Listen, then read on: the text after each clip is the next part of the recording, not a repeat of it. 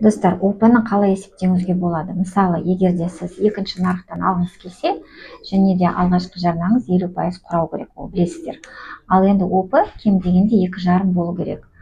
Мысал ретінде келтірейін, үйдің бағасы 10 миллион болса, 10 миллионды аласыз, көбейтесіз ОП 2,5-ға және бөлесіз 1000-ға.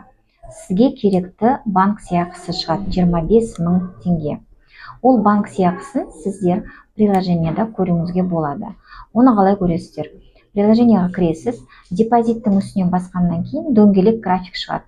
Сол дөңгелек графикте қызыл нүкте деп тұрған сол банк сыйақысы, орысша айтқанда вознаграждение.